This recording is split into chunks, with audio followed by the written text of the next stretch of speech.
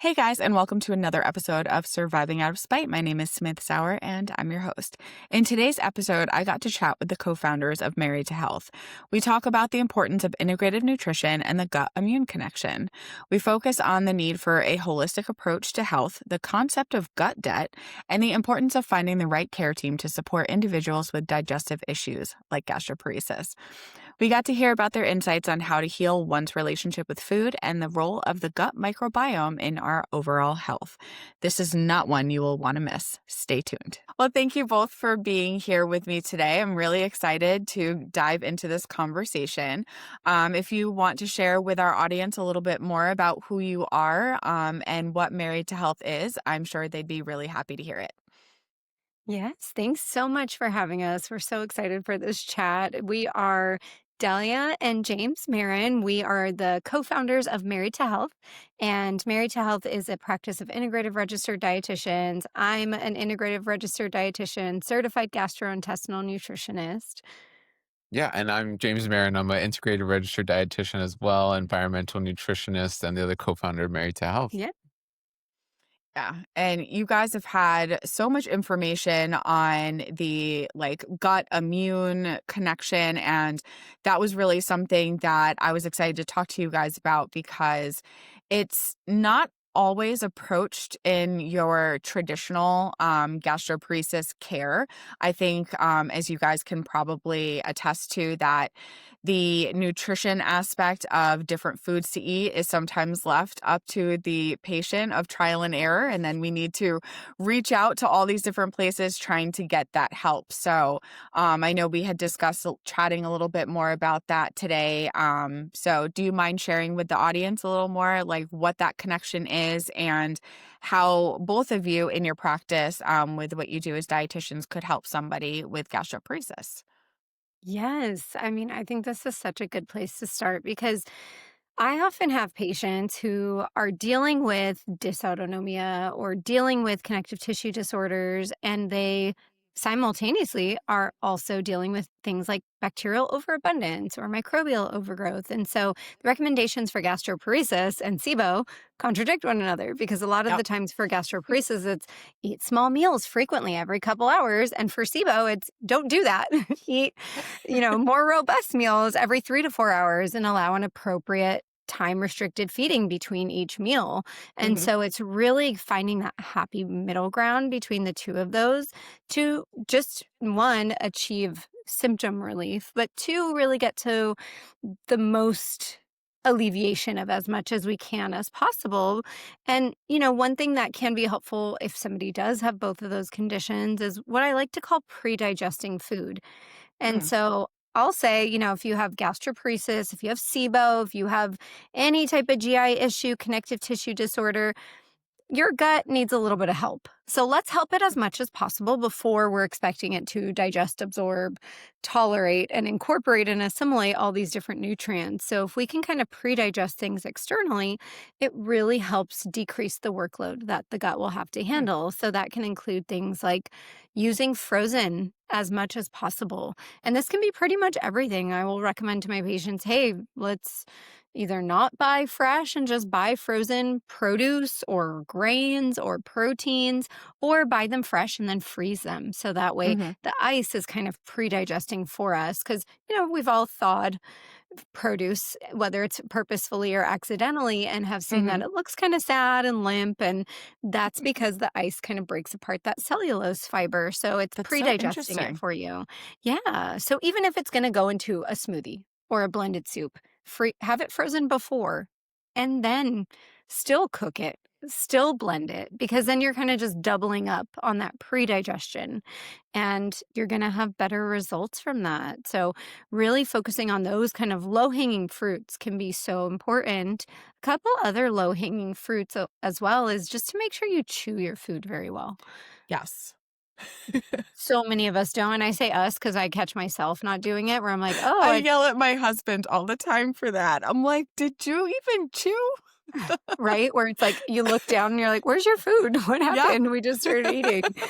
Yeah. That never happens to us. And these are chemical reactions, right? The Mhm, process of chewing is incorporating salivary amylase and all the different mhm, enzymes in our mouth, as well as the microbes in our mouth, into the food. So this nice chewing process, which studies show chew your food maybe 30 chews, which I think a lot of people don't do. And I'll be honest, mhm. sometimes I don't do that. Too But many different. especially if you're having GI issues, make sure you're chewing your food. If you're already Yeah. having chronic GI symptoms, you need to chew your food, and so it is so so important.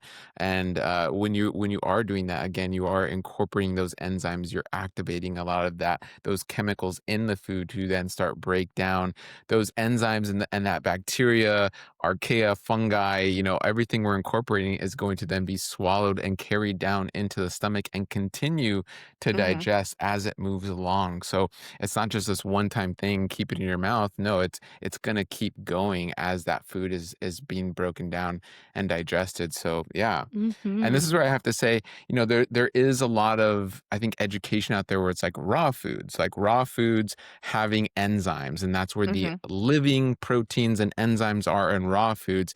And while that's correct for many foods, we cannot discount cooked foods. Cooked foods are important. So this idea of pre-digestion or pre just breaking down the food is are even cooked foods, are fermented foods, are is roasting, baking, but it's Mhm. also things that are more mechanical like blending and chewing. So all of these kind of encompass this idea of pre-digestion.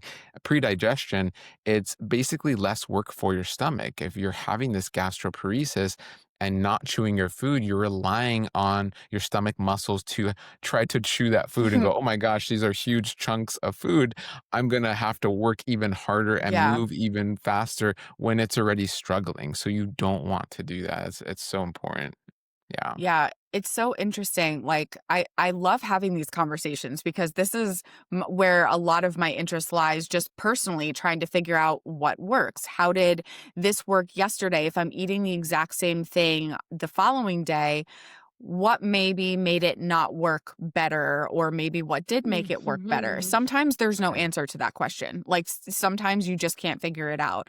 Yeah. But I know just from my own experience that slowing everything down helped so much and really being intentional in chewing and actually like stopping in between bites to kind of let my body Yes. settle a little bit instead of just saying, well, that's gone. I have to shove something else back in, which is, it seems to be such a typical thing. People move so Mhm. quickly. You're not chewing well enough. Maybe you're really hungry or it tastes so good.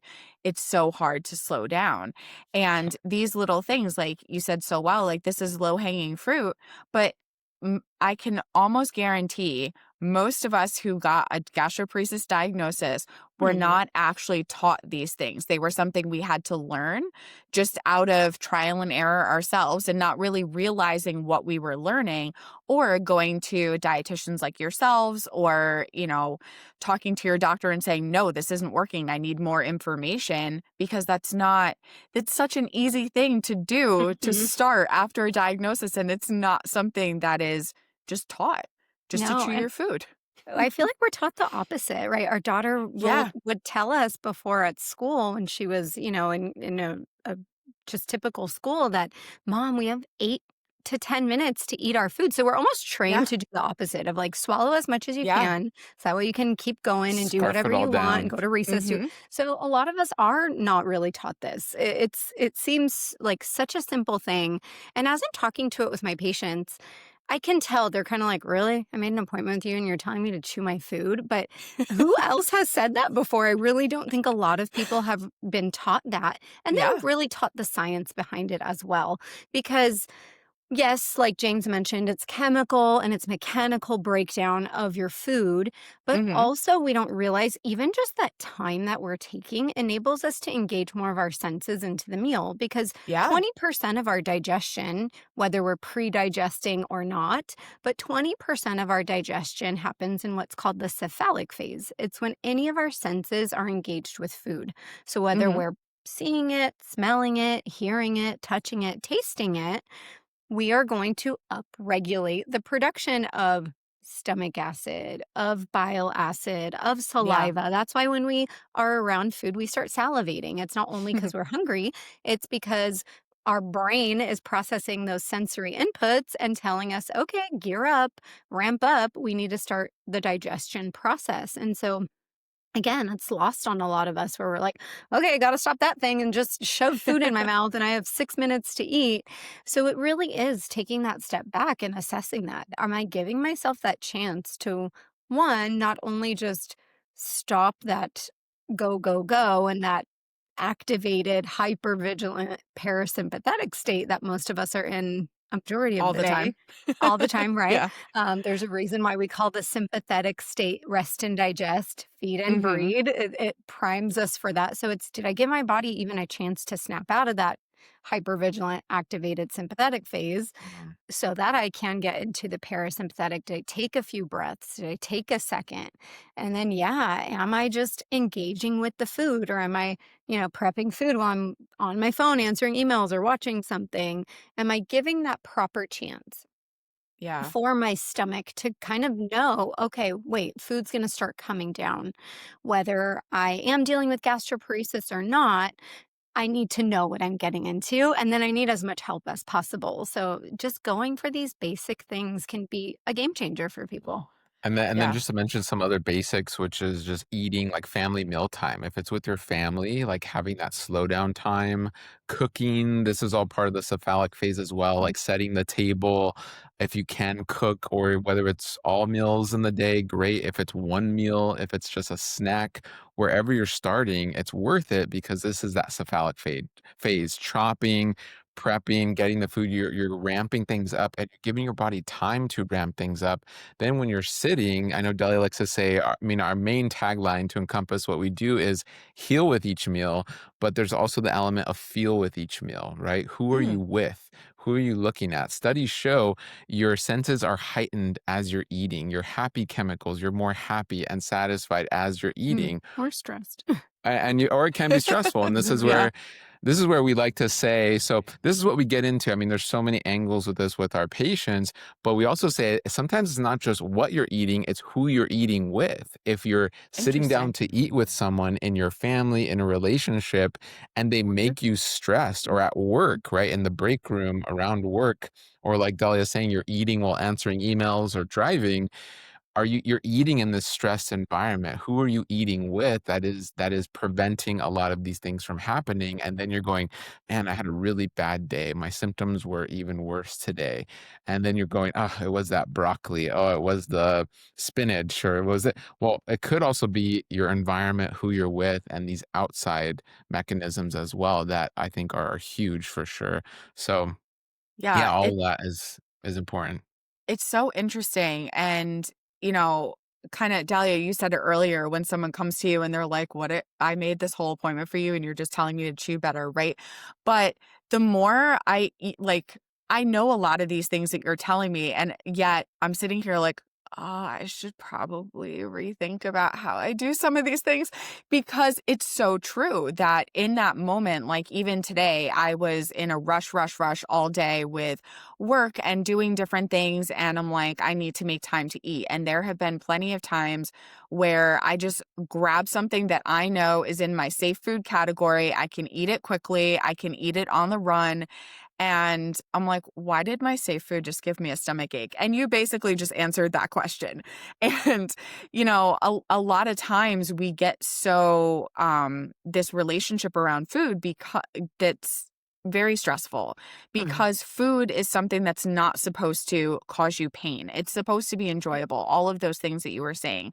So when you have gastroparesis and you struggle to digest something and you're not sure what that food is going to do, you're not sure where to go, maybe you don't have safe foods yet and you're still trying to figure things out, you start to develop an not that great relationship with food, right? And it's completely Yes. unintentional, and it becomes something that's physical, that's now a mental relationship with food that you didn't really anticipate, like that you were going to fight with it. And I know, talking about chopping vegetables and like really getting into cooking, there's been a lot of us that have started to heal our relationship with food by Mhm. utilizing the ability to bake and cook. And that brought me back to not hating it so much because I enjoyed the process. I enjoyed the smells, all the other senses other than taste. I had to learn how something was cooked or what I would hope it would taste like by really measuring something, what that consistency came to because I couldn't taste it. So I'm like, I really hope that came out okay. And then I got to sit down and get that secondhand enjoyment from the meal with the person that I was sitting with to really Mm.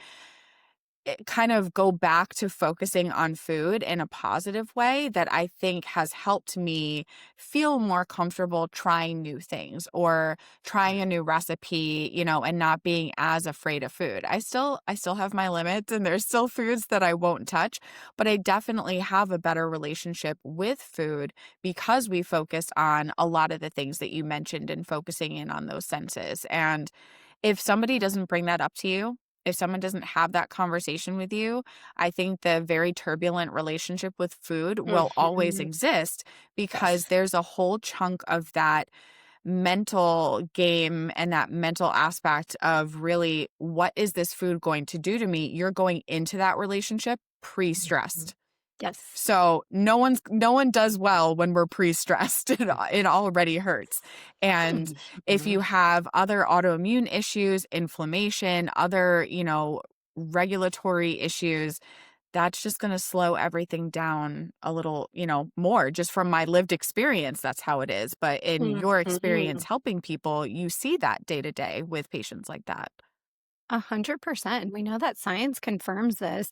Earlier this year, we attended a gastroenterology conference. It's one of the largest that happens here in the US called DDW, Digestive Disease Week. And one of the papers that was presented and studies that was presented was fascinating on pain perception. And they had two groups of college students and they put a vibrating stimuli on their esophagus. And they said, if you see a red light, you will get the painful stimulation. If you see a green light, it's going to be the less painful one. There was no difference in the actual stimulation that was given, but the ones who saw the red, because they were told this is going to equal pain, they said subjectively they felt more pain than the people Wow. who were shown the green light. So we can almost convince ourselves of these things of, oh, this food, is this going to hurt my stomach? Am I going to be bloated after this? Right? Your nervous system hears that. Even if it's not audible, even if it's not verbal, your nervous system's always listening. It's always trying to protect us from threats. And so it thinks it's trying to help. But again, it's pushing you back into that sympathetic hypervigilant state. And so your nerves are a lot more sensitive. You are going to slow down the digestive process. So it's not necessarily that I want people to gaslight themselves and just say, "Oh, I'm gonna feel amazing after this," because you very well may not.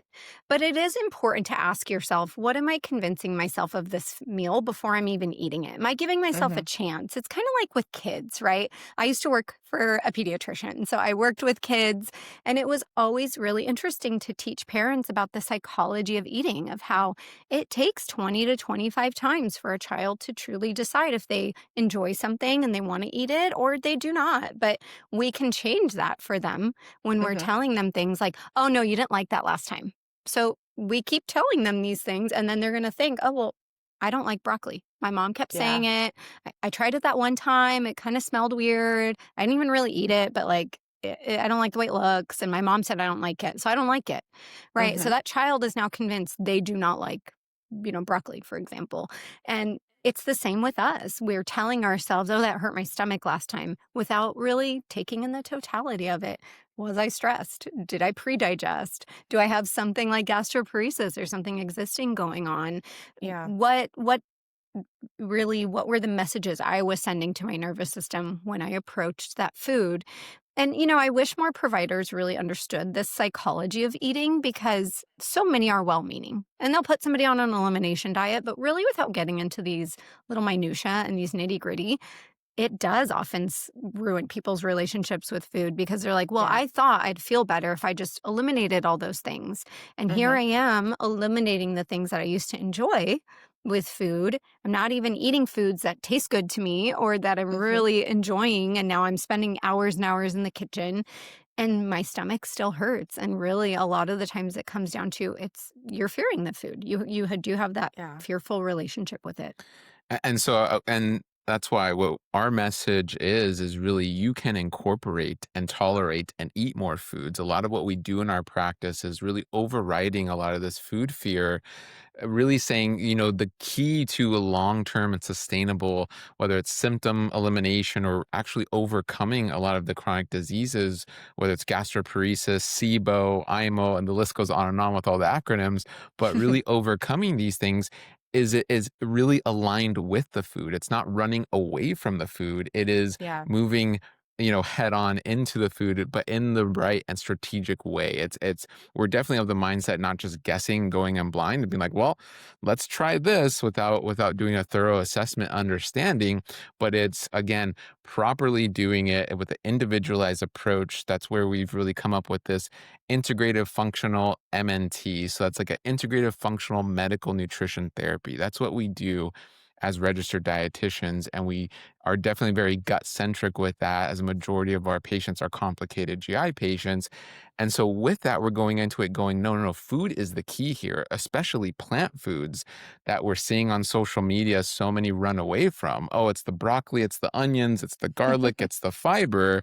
Well, no, no, no, wait a minute. There's so much context there. So, let's Yeah. get into that context. Let's help our patients realize, no, no, no, this food is the key to your long term success. So, how are we going to reincorporate? And that's where everyone has a little bit different flavor. We always say, everyone looks like fingers from far away, but as you look close to the finger, you notice its unique fingerprint, right? So Mm. that's where, yeah, it's generally very similar, but as we get closer to you and truly understand your health story, it's a little bit unique, right? You have your own little flavor to it of where, and that's where we kind of get into like FODMAPs and histamine and oxalates and all these components of food that can be easy to demonize and blame and place that blame on. It's much easier to do that. It's much harder to understand what these components do, what they mean to your gut microbiome, and how they can actually help your gut microbiome in the right way. So that's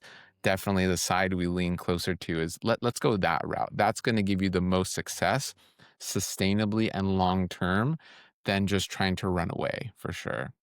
Yeah. I love that approach because I know everybody is different and I've tried so many different things over the years. I was diagnosed over a decade ago. So Mm. not as long as most, but a good enough time that there's been a lot of trial and error of what Yeah, foods sure. work. I've done low FODMAP. I've done, cutting out gluten. I've cut out dairy. I've done all of these different things. But I was on an ice cream diet for a while. Literally, all I Mm, could tolerate was ice cream. I mean, my taste Mm. buds didn't mind, but not good for all around health.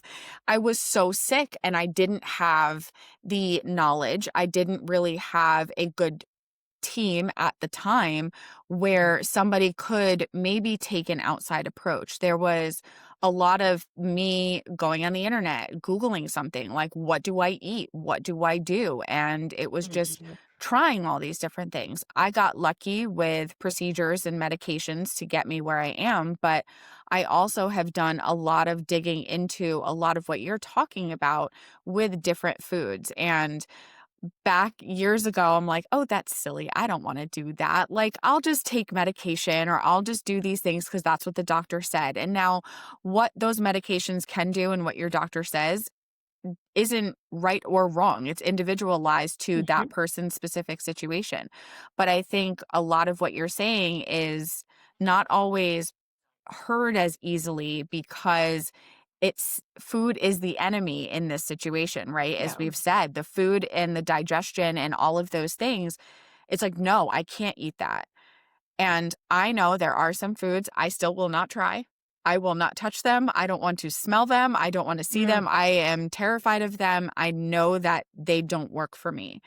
yeah. But there are other things that I've been able to incorporate that I never thought I would be able to eat again, Mm, because I think it's a lot of those specifics. It's a lot of those trial and errors.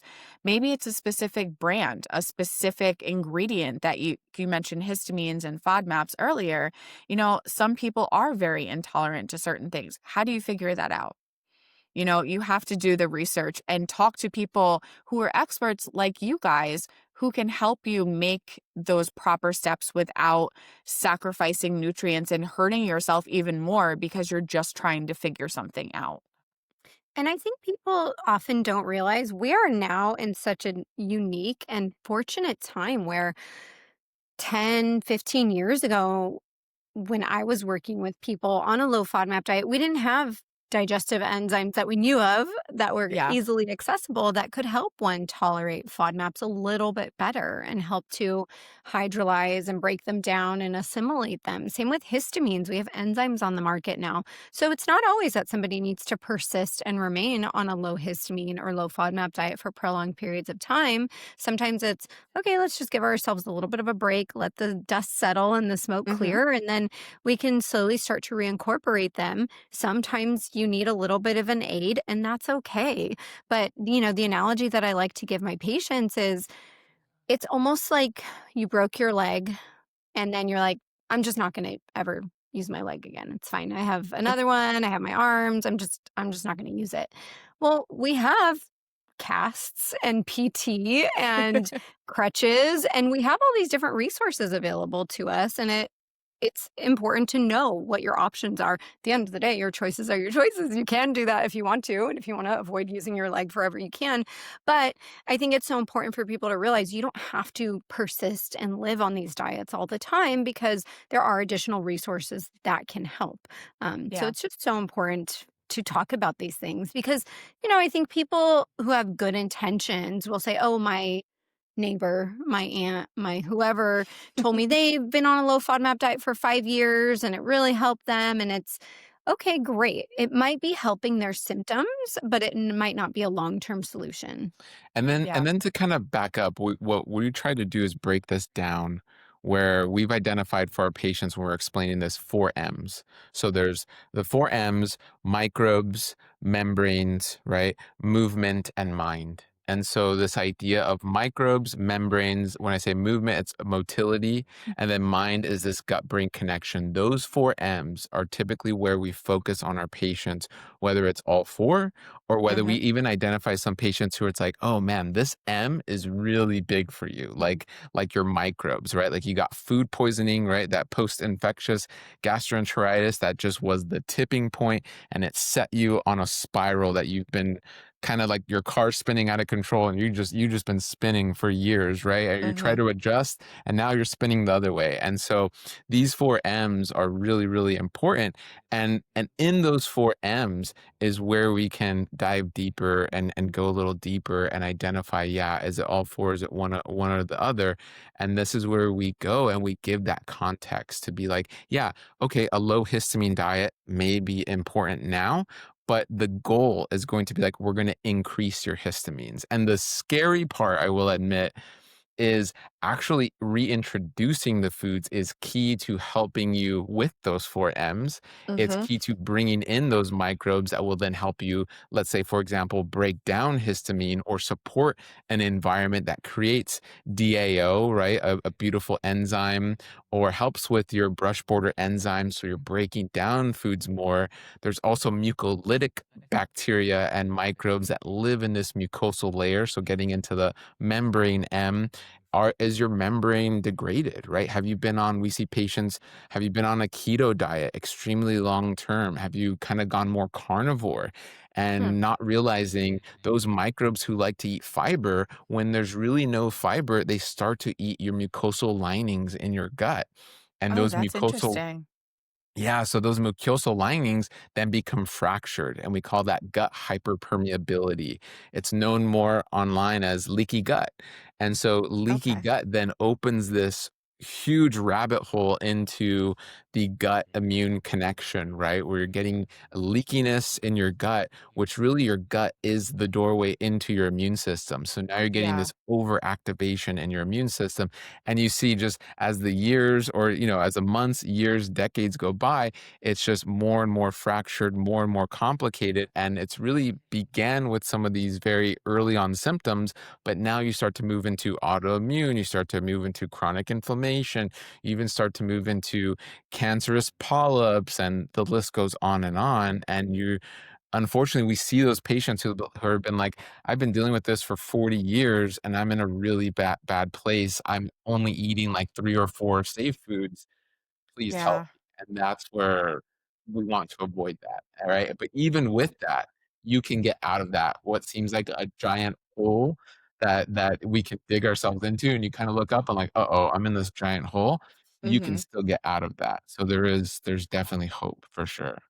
Yeah, and that's so great to hear because I know like people who have gut issues and haven't gotten official diagnosis of anything other than like just your gut doesn't work right, or maybe you're in the process of getting diagnosed with gastroparesis, and it sounds so scary and it's so miserable when your stomach hurts or any Mm, part of your GI system mhm. doesn't work. I know for myself and a lot of other people that while we have gastroparesis, that dysfunction doesn't stop at our stomach. It's the entire GI tract. And sometimes there's such a focus on just the stomach that the other pieces of the puzzle, maybe making the stomach a little bit worse, get ignored. And all of these things just come back to how you're talking to yourself, which again, it sounds so silly.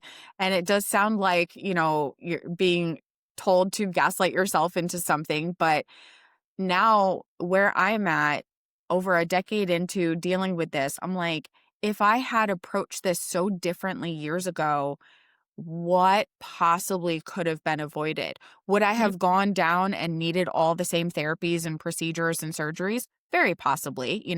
There are ways where you can do everything right. You can try all the different diets. You could maybe not diet. You could talk to you dietitians, try this food, try that, and you know what? Nothing worked. Unfortunately, sometimes that is just what happens. mm, But not having the options, I'm like, I really wish I had known all of these things back then. mm, And that's why the work that G-PACT now is doing for mhm. us is so important because Yes. I want more people to know there are other options than just 1 to 2 medications. There's not a guarantee that you'll end up on a feeding tube or TPN. If you get to the right places, yes, gastroparesis is a lifelong disease. There is no cure for it. No food or not food is not magically going to fix it, but you can and do have options besides just taking medications that can help you with whatever your lifestyle is. I know for me, I wanted to get back into running and being able to support myself nutritionally to do that this time around has been harder than it's ever been trying to figure Mm, out what to eat, when to eat it, how to eat it, how much protein to eat, how many carbs do you need? And my output tends to be a lot more than what my input is, which makes me a mm, lot more sluggish, which makes the output that much harder. And you yeah. get stuck in this cycle of feeling like I just don't know what to do. So we want to make sure that we are sharing this information and talking about these connections and other options that people have other than going to your GI doctor and saying, I don't know what to do. Maybe they adjust your medications and maybe that is the right thing to do. But there are Mhm, other supportive therapies that can help you, not just changing your medications or trying something new. It could simply be just adjusting how much you're chewing your food. Yeah. yeah. And you can definitely start there, and I wanna touch on, like, what you're saying, how it's all connected, and yeah, I definitely think, I mean, most of the time, I gotta look up a study on this, but it's not just the gastroparesis, right? There are other things going on, and with those Mhm, other things going on, it's most definitely connected, and that's where I'll say, for those who are feeling lost or kinda like, "Man, I wish I had this sooner, or why didn't I know that? A good kind of Northern Star is finding an integrative team. And really, the word integrative just means connecting things that seem separate. And so, Hmm. an integrative gastroenterologist, an integrative dietitian, an integrative, even primary care doctor is going to understand, or at least you can even test them to see if they understand that it's all connected. And really, Hmm. us as integrative dietitians who run an integrative practice, we're not satisfied with just going, oh, you have these symptoms? Okay, let's try to help the symptoms. We want to understand, well, why did those symptoms even start in the beginning? And Yeah. once we find out maybe that why, oh, well, why is that there? And so we end up, and this is why we end up being integrative and referring to therapists and PTs and endocrinologists and rheumatologists, and your team may get bigger than you even thought possible. Hmm. But that's all because it's all connected. The depression, the anxiety is connected to the migraines, it's connected to the postnasal drip, is connected to the gastroparesis, to the type 2 diabetes, and the list goes on, right? Because Yeah. it's all integrative. And so with your integrative team, you're going to get to the root of that. When you get to the root, our big root has been the gut microbiome is going, we're confident to say the gut microbiome is the nexus of all health, not just for humans, for the entire planet. And so we're very confident after years and years, and now I guess over a decade of doing this. It's like, wow, yeah, 15 years ago we didn't have all this, and it's beautiful to see all the studies coming out where there's a gut everything connection. And so Yeah. as we go, oh, there's a gut everything connection. Yes, the gut is the nexus of all health on the planet. It is the root. And so we can start there, and then it just branches out into all of these things. But that is a great Northern Star. That's really what I wanted to comment on is finding that integrative care team to help you get to that root. So you're not just chasing symptoms and you're kind of on this hamster wheel of symptom management, which is what mainstream, medical care is, unfortunately, right now. But Yeah. but it's shifting. There is a shift. And that's why even with great organizations like yourself, it's important to bring awareness to this, to bring these resources to help people realize, yeah, even 5 years ago, there's really cool things that weren't here 5 years ago as Yeah. resources and support. So it's pretty cool. There's a good movement happening. Yeah, I know, as I say high functioning, low energy human being, where for myself, I've recently had some appointments and I'm like, hey, I don't feel well. Like, this is what my output is right now. This is where I'm at. My gut is s- terrible right now. And I'm like, Right. what do I do? I did not even get an answer. There was Yeah. very, very limited. It was, "Have you tried this?" And I'm sitting here like, how is the person who's supposed to be managing this giving me nothing right now? Right. And it was incredibly frustrating. I love my doctor, but I am far beyond what she's able to give me, and it makes it hard to find somebody to be what you're talking about, integrative, especially in a small area like where I'm located. I'm like, I don't know what to do. I don't know where to go. I feel so stuck. And because I know I function pretty well on very low energy and not feeling well, I can still do certain things. I'm like, how much longer do I have to go before I crash? Where can I have that intervention? How to find that intervention? And honestly, how to get somebody to believe that I need that intervention. Mm. And I know that with an approach like what you guys have is that you're not going to look at somebody and just say, "Well, you look okay and you're doing all right, so there's probably really nothing we can do for you." You know, you don't have that approach because you want to get to the root of the symptoms and not just see the symptoms, and that's such a hard thing for so many of us to really feel that someone is hearing you and not just want to give you something or do something that is going to mask those symptoms. And you're right. I see a lot more practitioners, a lot more dietitians, other therapists. There's GI psychologists now, which I like just recently learned that was a thing. Again, I'm like, where were you 5 years ago? Yeah. You know, where was all of this when I needed it? But it's beautiful to see that happening now now. And it gives me hope in my current situation, knowing that it comes off functional. It comes off that I'm okay. It comes off that everything is doable, but it's taking so much more out of me to get to that point and to be doable. And everything being connected to the gut, again, I'm sitting here like, stop talking to me, because I know that stress alone, right to the gut. The second you start feeling that stress, my stomach is so much worse on any Mhm. day that I'm stressed. And that's normal for anybody. Yeah. GI symptoms definitely kind of can go into an upheaval when you feel stressed, when you feel tired. But somebody with autoimmune conditions or inflammation that is very, very hard to regulate for whatever that reason is, you add the additional stressor of being in that fight or flight mode that your body doesn't know if you just have to send a work email or a bear is chasing you, cannot differentiate between the Right. two. And now your GI symptoms are that much worse. And if you don't get to the root of your stressor, whether it's, internal autoimmune stressors and maybe you don't have the right doctor, to outside stressors of work or something financial, trying to get into the right doctors, it's setting us all up almost to fail because we're not able to get to that root cause or get to the person that we need to help us figure out those next steps of what do I need to do? And it And leaves a lot of us confused and tired and just not wanting to do anything because there's no energy left at the end of the day. yeah. And one thing I always remind my patients, because before I was a provider, I was a patient, right? I have an autoimmune condition as well. And, after decades of really using all the tools at my disposal, it's nearly in remission. But I've been there where I've sat across from I would hope, well meaning provider who told me, oh, you're just tired because you're a mom.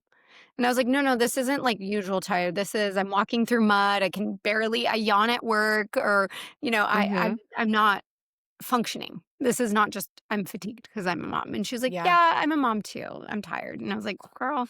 So I always remind my patients, like, hey, we as a team, we work for you. And Yeah. it's kind of like dating. You're not going to always click with someone on the first date. Keep dating. Keep, Find that assessing provider. who else is Yeah. in the Mhm. pond, but we work for you. There's no obligation that you have to come see any of your providers at all. Yeah. I mean, certain situations, maybe an HMO is a little bit different, but even still in there, you can still change your providers around. So I always want to remind my patients of that, always remind everyone of that. Care providers work for you. And if somebody's not a good fit for you, get another opinion, see someone else. And I understand it takes energy and work to even find somebody else, but it Yeah. will always be well worth it. And I always say, I think a lot of providers out there are very well meaning. Nobody gets into medicine or healthcare because they don't initially want to help people. I mean, there are Mhm. very few who think they're going to make a lot of money out of it and, they have their own intentions, but most providers get into it because they have a heart of service. But I think what happens is, even especially for physicians, med school is grueling. And I've always Yeah. said there's kind of a um a health privilege that a lot of providers have, because in order to just make it through the schooling, the residency, the training, you not only have to have pretty good health yourself, you have to have pretty good support, somebody Mhm. to help when you're studying those late nights, make you meals and just support you. And so I truly think a lot of it is just ignorance on healthcare providers' parts when they're just kind of like, oh, well, you're just tired because you're a mom, whatever, when they make ignorant statements like that. And it's, that may be not the person for you. Maybe they don't have the experience that you need somebody to have in your care team, or maybe they've never had to care for a loved one or realize kind of what their patients are going through. But shop around, date around, speed date if you need to, but find that different provider and find that different team. And I will guarantee you the right provider will refer you to the other right people. Because when you are a provider who really understands integrative and gets it, we seek out other integrative providers. So I'm Mhm. constantly referring my patients to the integrative gastros I meet, the integrative gut psychologists, the integrative pelvic floor physical therapists, the integrative psychologists, whatever it is, we really gravitate towards one another and find one another because a lot of the times we get it, whether personally or just professionally. And so advocate for yourself because now, especially with the way that our insurance system works, there's not Mhm. always time for your provider to really take in the totality, but really finding that right person is so, so, so important. And then there's 2 big Yeah. things here because Delia downplays it. I mean, when I met Delia, I mean, she was a whole different person. Like, I mean, not just physically, like weight. I think in total you lost like 60 pounds, but with PCOS, with high cholesterol, with Hashimoto's hypothyroidism, Diabetes, IBS, fatty pre-diabetes. liver.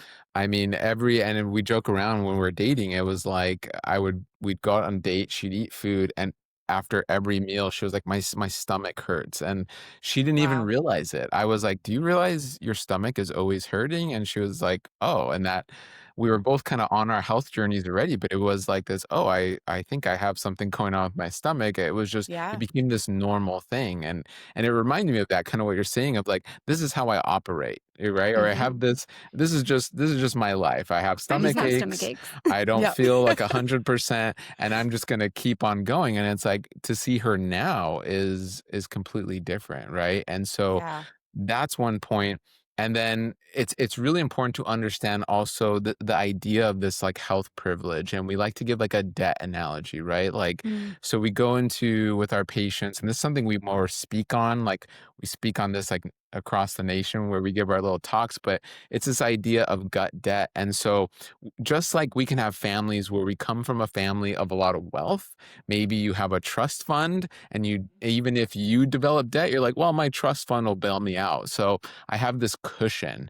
Then we Hmm. have those who come from a family who are like, they don't have the trust fund. And so when you do get into debt, you really feel it. And you're like super Yeah. stressed, and you're like, no one's coming to bail me out. The same can be true for your gut microbiome. And this is what's called transgenerational effects. And we know things like environmental factors and what's called the exposome can affect this. And that's really just basically everything outside of your body and everything inside of your body can affect this and contribute to gut debt. And the one point I make on this, which is really cool, is it's actually started for you with your grandmother. So, Huh. grandmother pregnant with mom, your 50% of your DNA was there because we know women from even as a fetus, have all of the eggs they will ever have. So when grandma was pregnant with mom, you were there.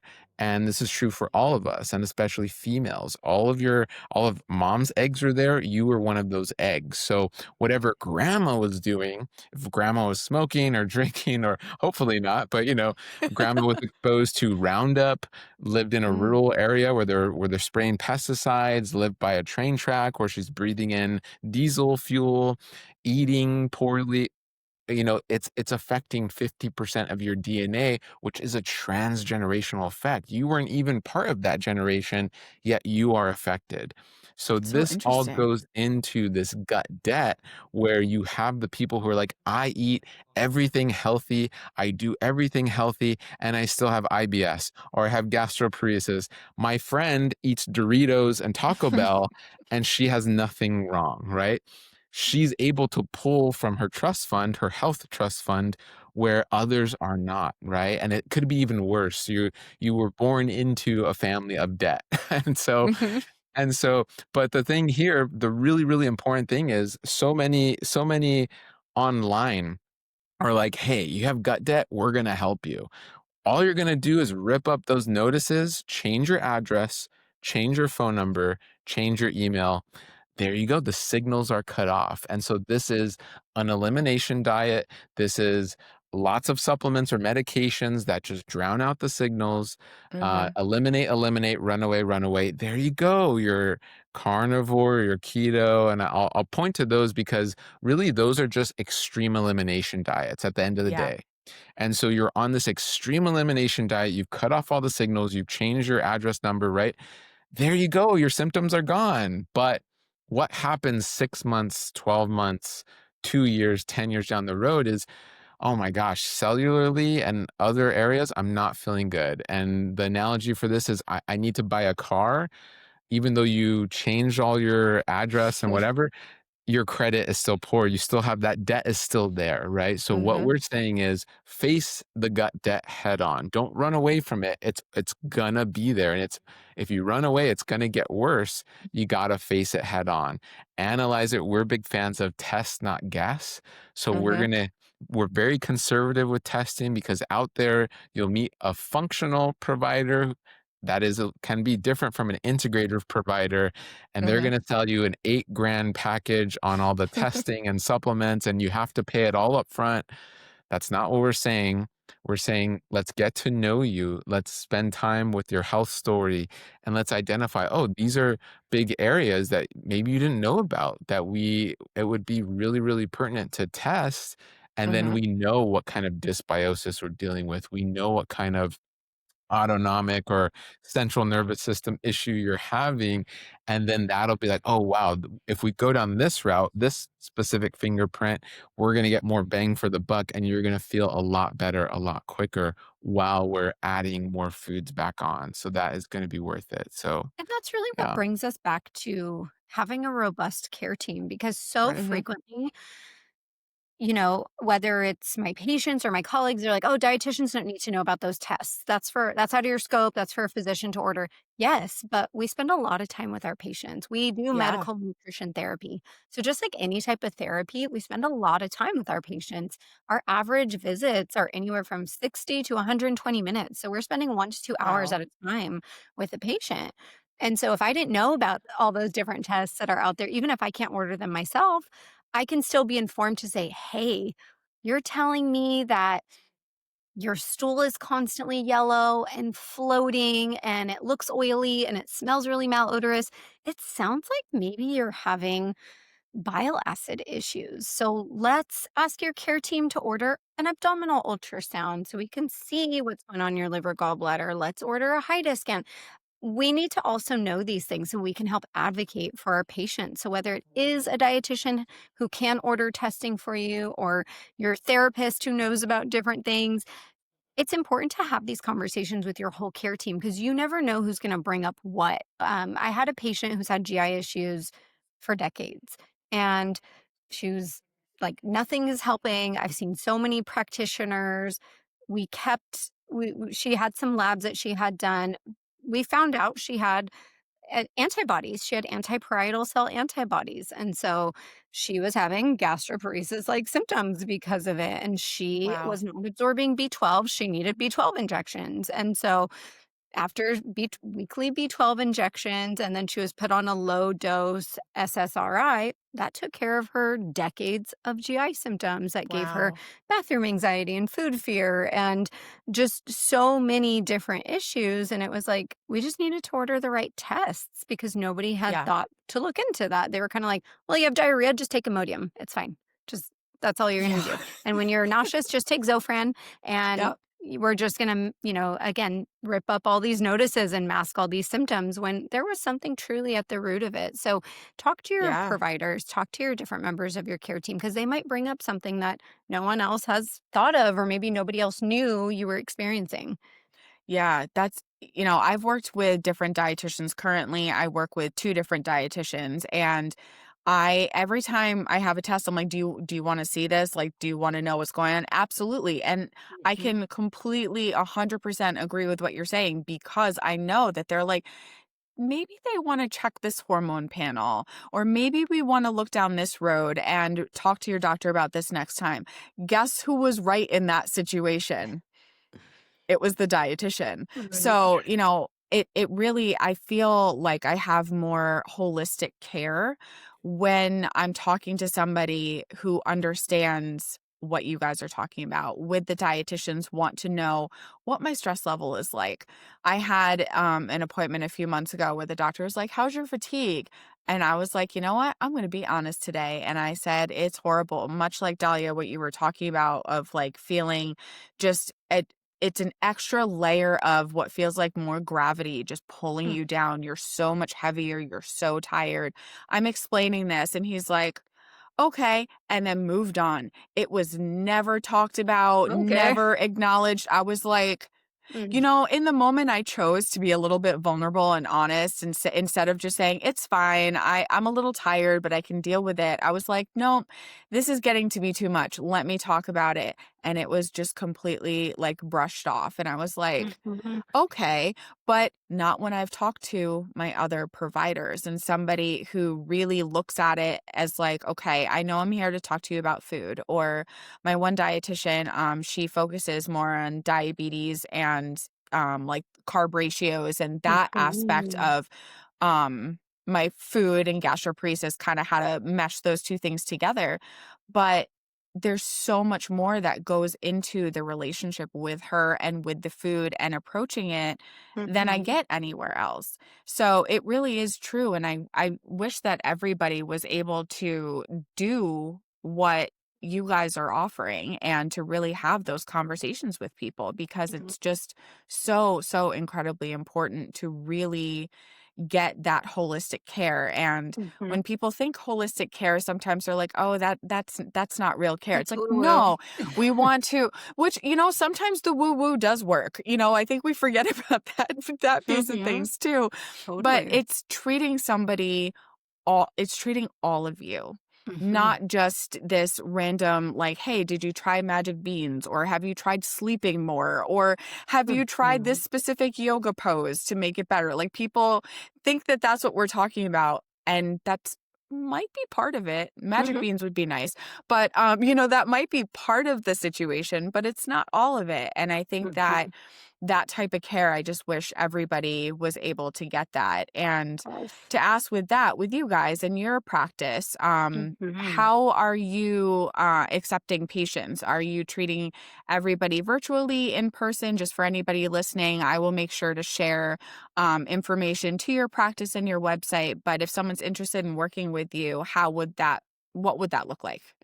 Yeah, so in 2021, we did go completely telehealth, so completely virtual, and that's been working so well. All of our patients, even locally, love it. And so, Hmm. yeah, if you go to marythealth.com, everything is there where you can get started, you can register, and we do take most PPO. We are in network with most PPO insurances. We're That's great. licensed in 21 states across the US. We also have seen patients on all continents except Antarctica.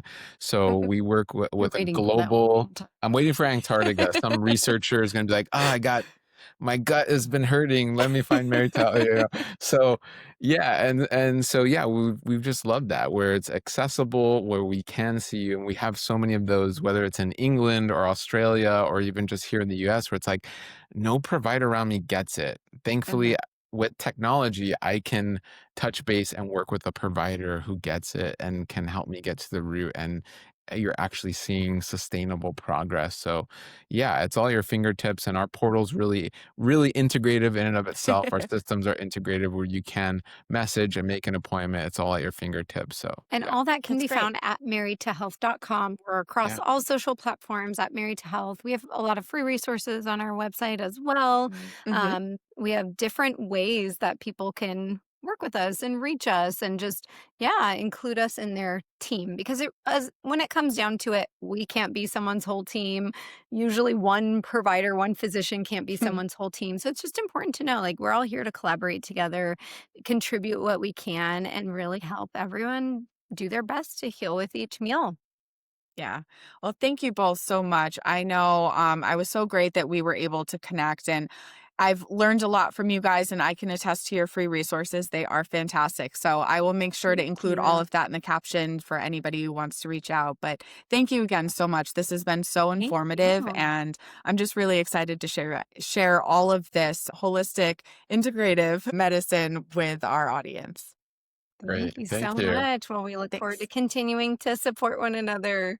Yeah. Thank you.